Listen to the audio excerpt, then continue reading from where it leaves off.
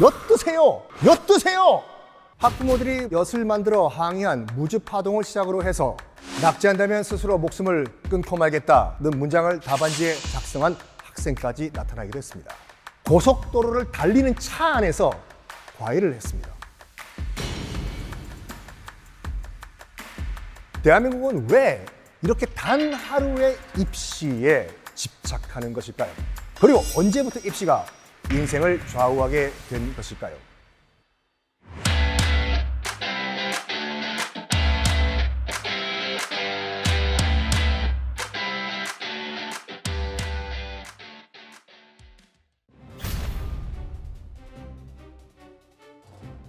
(1910년대) 초반까지만 하더라도 학교는 수업료를 면제해주고 교과서와 학용품을 무상 제공을 해줬어요.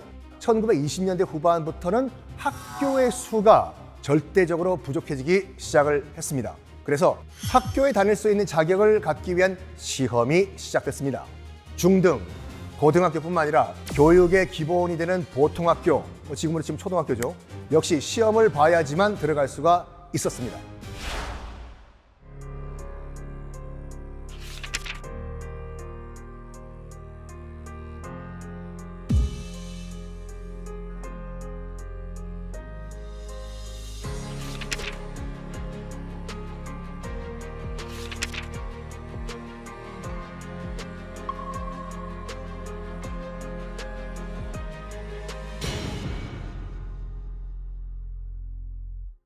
하지만 단순히 학습 정도로만 평가받을 수는 없었고 유전 입학, 무전 낙제 기류가 강해져서 문제가 됐습니다. 1935년에는요 서울시내 한 공립보통학교에서 100원권 지폐를 꺼내놓고 이것이 얼마짜리 지폐냐라고 물었다고 합니다. 부잣집 자녀들에게는 쉬운 문제였겠죠. 100원짜리 지폐를 늘 봐왔기 때문에. 하지만 100원짜리 지폐를 본 적이 없는 학생은 대답하지 못했습니다. 지폐만 멀뚱멀뚱 보다가 시험장을 그냥 나오는 일이 생겼다고 합니다. 여기 비공식 입학금 50원이 없어가지고 시험을 통과하고도 입학을 포기하는 일까지 생겼다고 합니다. 매달 70원, 80원씩 내는 수업료를 내지 못해가지고 중도 학업을 포기하는 학생도 발생을 했다고 하는데 이렇게 힘들게 보통 학교를 졸업해도 진정한 입시의 꽃은 중등 입시였다고 합니다.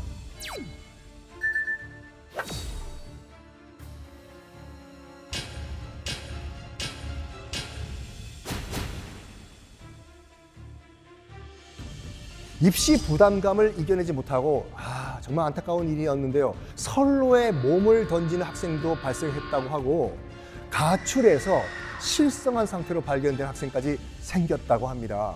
특히 시험을 보다가 낙제할 것 같으니까 손등에 상처를 내서 이 흐른 피로 낙제한다면 스스로 목숨을 끊고 말겠다는 문장을 답안지에 작성한 학생까지 나타나기도 했습니다.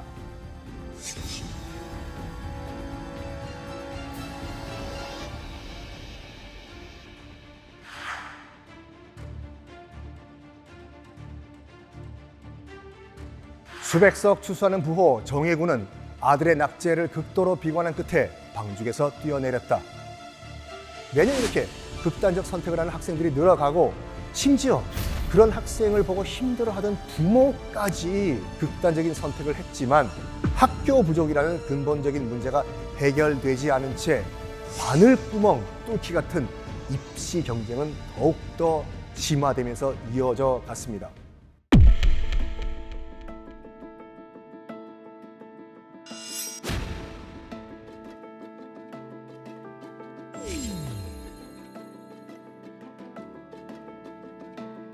강남이 개발되면서 강북쪽에 살던 안녕하세요 평창동이에요 성북동이에요 여기 살았던 일명 오리지널 찐 부자가 아닌 신흥 자수성가형 부자들 공부를 해서 부자가 된 이 부자들이 테헤란로 남쪽 테남 지역을 중심으로 모이기 시작을 했습니다. 본인들이 공부로 성공했잖아요.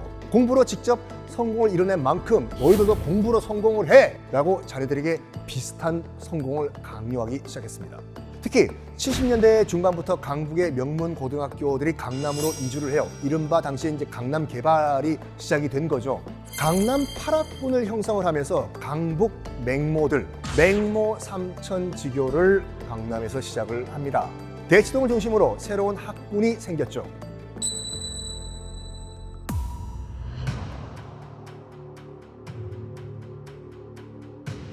(1964년) 엿을 만드는 성분을 골라보라라는 질문에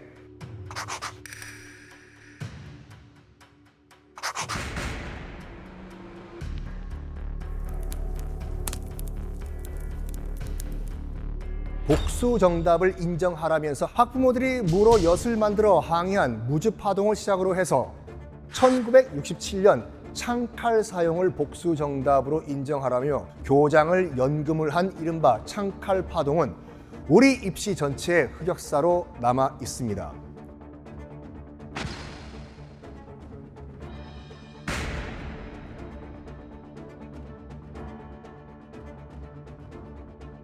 하지만 과도한 입시 열기를 제어하기 위한 여러 교육 당국의 정책에도 한국 학부모의 교육열은 식을 줄을 몰랐습니다. 1980년대 전격 과외 금지 조치가 내려지죠. 그러자 대대적인 007 첩보 작전이 시작이 됩니다. 당시에 82년도까지는 우리가 통행 금지가 있었거든요. 단 예외가 있었습니다. 고속도로는 그냥 차를 운전할 수 있어요. 그래서 고속도로를 달리는 차 안에서 과외를 했습니다. 그것도 모자라가지고 당시에는요, 휴게소에 2층에 여관이 있었거든요. 휴게소 2층 여관 숙박시설에서 과외를 했다고 합니다. 학생은 무기정학, 학부모는 직장 해고, 과외 교사는 형사 입건까지 처벌을 강력하게 해 놨음에도 불구하고 이런 사각지대에서 과외는 계속된 거죠.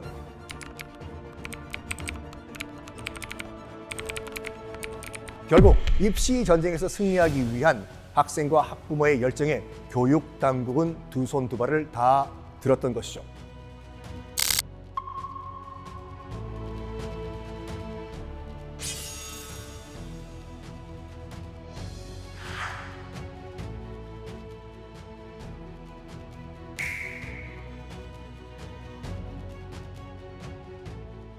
이처럼 지나치게 과열된 우리나라의 입시 세태를 풍자한 TV 드라마가 높은 시청률을 기록하면서 또 큰 화제가 되기도 했습니다. 드라마 스카이캐슬입니다. 자녀를 대한민국 최고의 명문 사립대학교에 진학시키기 위한 0.1% 상류층 부모들의 치열하다 못해 처절한 몸부림, 그리고 부모가 정해놓은 목표를 향해 달려가야만 하는 아이들의 압박감, 두려움, 부담감, 이 얼마나 큰지 신랄하게 비판하고 풍자한 드라마였죠. 극중 입시 코디네이터를 연기한 배우의 대사, 저를 전적으로 믿으셔야 합니다. 오랫동안 회자되면서 다양한 예능과 코미디 프로그램에서 소재로 활용되었죠. 그렇지만 저 개인적으로는 이 드라마를 관통하는 진짜 명대사는 다른 걸 꼽고 싶습니다. 극중 남편의 지나친 교육열에 등 떠밀리던 한 엄마가 이런 대사를 했습니다. 내가 행복하지 않은데 우리 아이가 행복할 수 있을까? 자녀의 행복보다는 성적과 성취를 우선시하는 우리 입시 생태를 풍자를 하고 진짜 부모로서의 역할은 무엇인지 생각하게 만들어주는 명대사였다고 생각을 합니다. 이 드라마가 방영된 후에 지나친 대학 입시 경쟁으로 인한 우리나라 교육 시스템에 대한 다양한 논의와 개선이 필요하다는 이야기가 잠시 나오기도 했지만 여전히 입시 과열 경쟁으로 인한 수많은 사건, 사고들이 잊을만 하면 또 줄을 잇고 나오고 있는 상황입니다. 최근 입시 사건, 사고 중 가장 충격을 주었던 건 아무래도 숙명여고 쌍둥이 시험지 유출 사건이 아닌가 싶습니다. 기소 5년 반 만에 지난해 12월 유죄가 확정됐죠.